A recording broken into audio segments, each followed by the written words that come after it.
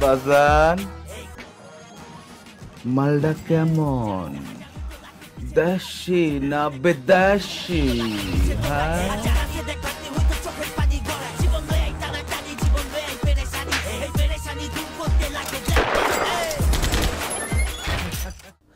আসসালামু আলাইকুম, সবাইকে স্বাগত জানাচ্ছি পাভেলস blog all with মিতে।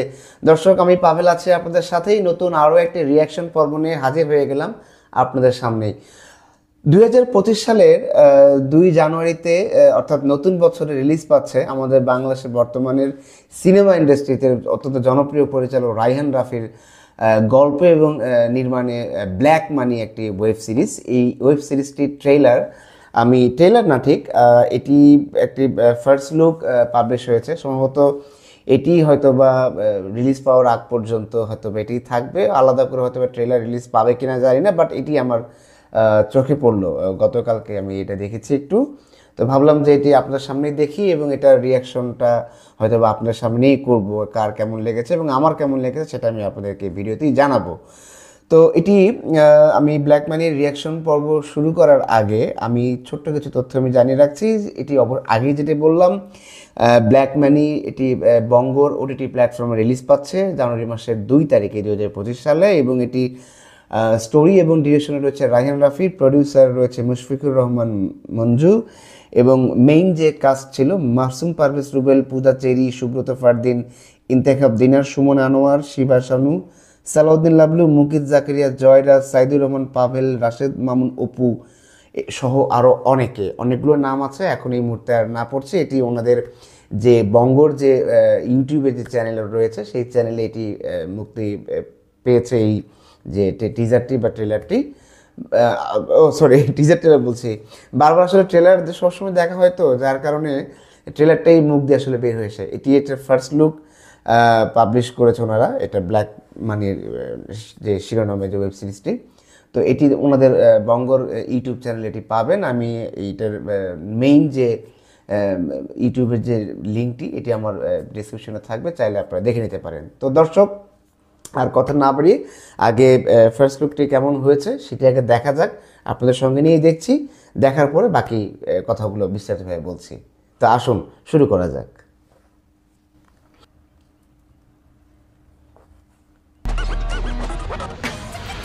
Banga original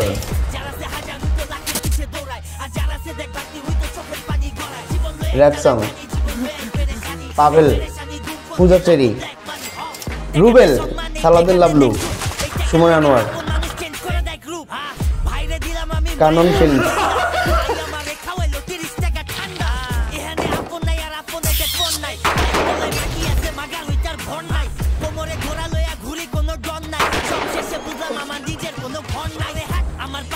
একটু মানে পুরো র্যাপ সং দিয়ে আসলে এই ফার্স্ট লুকটা সাজিয়েছে,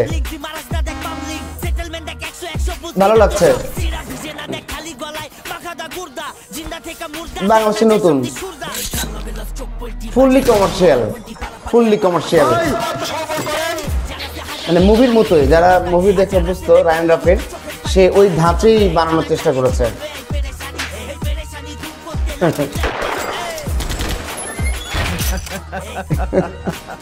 সুমন আনোয়ার, বাজান, মালটা কেমন? দেশি না বেদেশি? হ্যাঁ, Raihan Rafi web series black money coming soon only Bongo. Okay, disclaimer.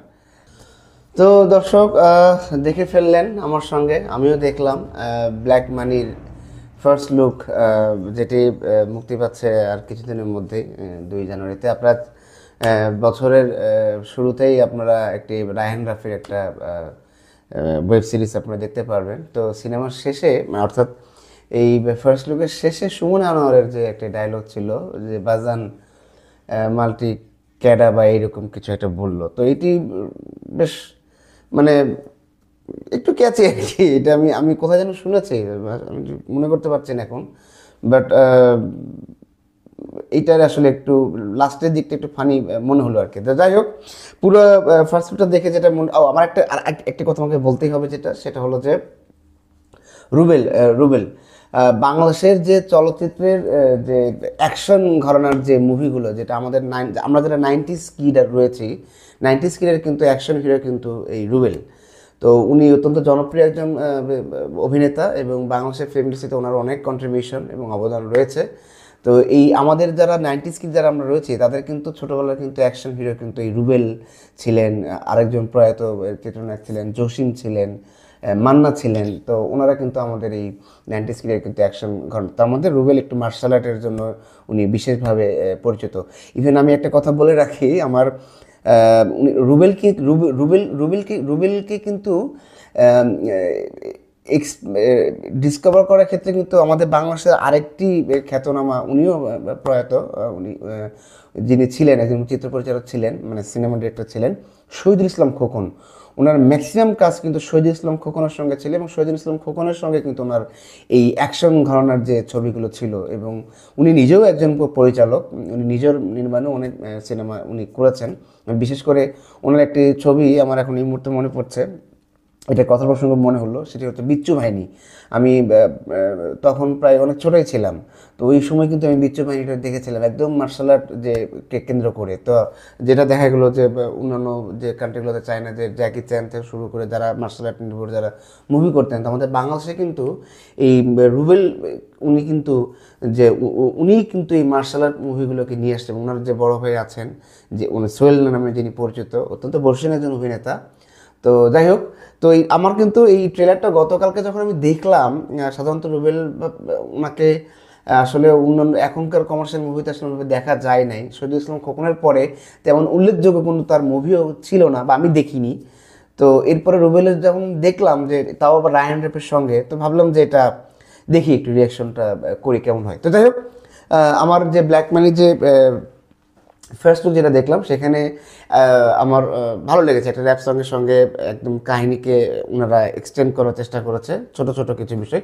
আমার মনে হলো যে এটি একটি সম্পূর্ণ বিনোদনধর্মী এবং একটি বাণিজ্যিক ধরনের একটা ওয়েব সিরিজ হবে, যেখানে গান, বিনোদন, হাসি বা কান্না সব কিছু থাকবে। সমস্ত মেসেজও থাকার চেষ্টা হয়তোবা করবে, বা মেসেজ থাকবে হয়তোবা। তো এটি হয়তোবা একটু কমেডি ধরনের হতে পারে, কারণ লাস্টের সুমন আনোয়ারের যে ডায়লগটা দেখলাম, এবং আরেকজন আছেন সাইদুর রহমান পাভেল, তো উনিও তো বেশ ভালো একজন জনপ্রিয় অভিনেতা এখন বর্তমান ইন্ডাস্ট্রি, মানে ছোটো পর্দার যে ইন্ডাস্ট্রিতে। তো যেটা মনে হলো যে সব কিছু ভালো হবে। এবং সালাউদ্দিন আবলু স্যার ছিলেন, এবং আরও ইন্তেখাব দিনার ছিলেন। তো ওনাদেরকে দেখলাম কিছু কিছু ছোট ছোট একদম ক্লিপে। তো ভাবলাম যে এটা হয়তো একটু ভালোই হবে আর কি। একদম র্যাপ সঙ্গের আন্ডারে কোনো ডায়লগ বা কোনো সংলাপ ছিল না, র্যাপ সঙ্গকে বেস করেই আবর্তিত হয়েছে এই ফার্স্ট লুকের যতটুকু ডিউরেশন দেখলাম আর কি। তো আমার আরেকটা কথা একটু বলে রাখি, নির্মাতা রায়হান রাফির একটা বিষয় একটু আমার ভালো লাগে, সেটা হলো যে ক্যারেক্টার নির্ভর আসলে নির্মাণগুলো করে থাকে। মাঝখানে ওটিটি সিরিজগুলোতে, আমি ওটিটি সিরিজ খুব বেশি দেখা হয় না, এবং ওটিটি সিরিজের সবগুলোই আমার দেখা হয় তা না, আমি একটু বেছে বেছে দেখি যেগুলোতে আমার একটু ট্রেলার বা টিজার একটু ভালো লাগে, বা যেটা আমি হয়তো বা মনে করছি এরকম। কারণ ওটিটিগুলোতে আসলে সব ওয়েব সিরিজ দেখার মতো না আর কি, কারণ এটা ফ্রি প্ল্যাটফর্ম। তো যে যার ইচ্ছা মতো আর কি কন্টেন্ট সে ক্রিয়েট করে সেখানে তারা রিলিজ দিতে পারে। দর্শক যার যেটা ভালো লাগবে, আমিও একজন দর্শক, আমারও যেটা ভালো লাগে সেটাই আমি দেখি, হয়তো বা তার টিজার বা ট্রেলার দেখে। তো যাই হোক, তো এটা মনে হলো। তো রায়হান রাফির যেটা বলতে গিয়ে এতগুলো কথা বললাম, রায়হান রাফির একটা বিষয় হলো যে ক্যারেক্টার নির্ভরগুলো করছে, অনেকগুলো ক্যারেক্টার, অনেকগুলো অভিনেত্রীদেরকে নিয়ে একসঙ্গে একটা স্টোরি সে মেক করে, এবং সেই স্টোরি লাইন অনুযায়ী কিন্তু একদম গল্পের একদম শেষে চলে যায়, বা স্টোরি শেষে চলে যায়, এবং সেভাবেই কিন্তু তার নির্মাণ করছে। এটা সিনেমা ক্ষেত্রেও দেখলাম, ওয়েব সিরিজের ক্ষেত্রেও দেখলাম। ওনার একটির মধ্যে ওয়েব সিরিজ আমার একটু আগে দেখা হয়েছিল, তো সেটাই দেখলাম। বাট ছোটো পর্দার ইন্ডাস্ট্রিগুলোতে ক্যারেক্টার নির্ভরগুলো খুব কম, বেশিরভাগ প্রেমের গল্পগুলো, ভালোবাসা বা প্রেমের গল্পগুলো হয়ে আসে, বা এই টাইপের কিছু। তো পারিবারিক যে কেন্দ্র, আগে যেমন একটা ছবিতে বা আগে একটা সিনেমাতে আমি বা নাটকে, ছোটো পর্দার যে নাটকগুলো হয় বা প্যাকেজ নাটকগুলো হয়, সেখানে কিন্তু ক্যারেক্টার অনেক অনেক মানে বিস্তৃত ছিল। বাবা মা ভাই বোন, একদম বাজারে যে একটা দোকানদার বা যে হয়তো একটু বাজারে একটা বা একটা বাসের ক্যারেক্টার বা রাস্তায় হয়তো একটা ভিক্ষুকের ক্যারেক্টার, সেগুলো কিন্তু একটা সিনেমা বা একটা ওয়েব সিরিজের অঙ্গ ছিল বা একটা পার্ট ছিল। বাট মাঝখানের আমি বিগত 3-4 বছর দেখেছি, অনেক সময় অনেক নাটক দেখেছি 3জন ক্যারেক্টার দিয়ে পুরো নাটকটা শেষ, হয়তো সেটা গল্পের প্রয়োজনে, বাট এগুলো ম্যাক্সিমাম ক্ষেত্রে হয়। বাট রায়হান রাফি যেটা হয়, ওনার যে কয়েকটা কাজ আমি দেখেছি, উনি বেশ বিস্তৃত ক্যারেক্টার নিয়েই কাজ করে, তো এটাই আমার কাছে ভালো লাগলো। আর র্যাপ সঙ্গের সঙ্গে ফার্স্ট লুকের টিজারটা, এটাও একটা new concept in terms of other trailer and টিজারের কথা বলছে, তো ভালো লেগেছে। তো আমার যেটা মনে হচ্ছে, সালাউদ্দিন লাবলি রয়েছে, ইন্তেখাব দিনা রয়েছে, সুমন আনোয়ার রয়েছে, রুবেল স্যার রয়েছে, তো বেশ সুব্রত উনিও ছিলেন। তো আর পূজাচেরি ছিল, পূজাচেরির একটা আমার দেখা হয়েছে, সেটা রায়হান রাফেরই পোড়ামন বোধ হয়, পোড়ামন 2 বোধ হয়, তা আমার দেখেছিলাম, ভালো লেগেছিল। ওটা বোধ হয় ওনার ফার্স্ট বোধ হয় প্রোডাকশন ছিল উইথ রায়হান রাফি, তো আবার রায়হান রাফির সঙ্গে তার এটা আরেকটা প্রোডাকশন, বাট এটা ওয়েব সিরিজে, তো ভালো লেগেছে আর কি এটা। এখন ছবি তো এটা বোধহয় ছবি বলছে এই সিরিজটা তো রিলিজ পাবে 2 তারিখে, তো 2 তারিখ রিলিজ পেলে এটা আপনারাও দেখতে পারবেন, আমিও দেখার চেষ্টা করবো। দেখার পর যদি আমার ভালো লাগে, অবশ্যই একটা রিয়াকশন পর্ব নিয়ে আপনাদের সামনে বা রিভিউ পর্ব নিয়ে আপনার সামনে হয়তো হাজির হয়ে যাব। তো যাই হোক, আর কথা বাড়াচ্ছি না, আমি আগেই বলেছি আমার এই টিজার যে মানে ফার্স্ট লুকের যে লিঙ্ক, এটা আমার ডেসক্রিপশন বক্সে দেওয়া থাকবে, আপনারা চাইলে যদি মনে হয় আপনারা চাইলে দেখে নিতে পারেন। আজকে এই ব্ল্যাক মানির টিজার রিয়াকশনটি এখানেই শেষ করছি, বা ফার্স্ট লুকের রিয়াকশন পর্বটি এখানেই শেষ করছি। আর কিছু না, ছবি ওয়েব সিরিজ রিলিজ পাওয়ার পরে আবার একটা হয়তো রিয়াকশন পর্ব নিয়ে আমি হাজির হয়ে যাব। ও আরেকটি কথা, প্রেমের দোকানদার নামে একটি গান সম্ভবত এই ওয়েব সিরিজের একটা আইটেম সং মধ্যে রিলিজ পেয়েছে, সম্ভব হলে আমি দেখিনি, একটু দেখার চেষ্টা করবো, যদি ভালো লাগে সেটারও একটা রিয়াকশন পর্ব নিয়ে আপনার সামনে হাজির হয়ে যাব। তো আজকে আর কথা বাড়াচ্ছি না, আজকে পর্বটি এখানেই শেষ করছি। আর সবশেষে যে কথাটা আমি প্রায় বলি, যারা পাভেলস ব্লগ অল উইথ মি যারা সাবস্ক্রাইব করেছেন তাদেরকে অসংখ্য ধন্যবাদ। যারা সাবস্ক্রাইব করেননি তাদেরকে অনুরোধ করছি সাবস্ক্রাইব করার জন্য, কারণ আপনাদের সাবস্ক্রিপশন আমার অনুপ্রেরণার একটি অংশ। তো যারা সাবস্ক্রাইব করবেন তাদেরকে, যারা করেছেন অসংখ্য ধন্যবাদ আবারও জানাচ্ছি, এবং নতুনদেরকে সাবস্ক্রাইব করার জন্য অনুরোধ করছি। এই পর্যন্ত ভালো থাকুন, সুস্থ থাকুন, নতুন একটি পর্ব আসার আগ পর্যন্ত আমি আজকে এখান থেকে এই পর্ব এখানেই শেষ করছি। ভালো থাকুন, সুস্থ থাকুন, আসসালামু আলাইকুম।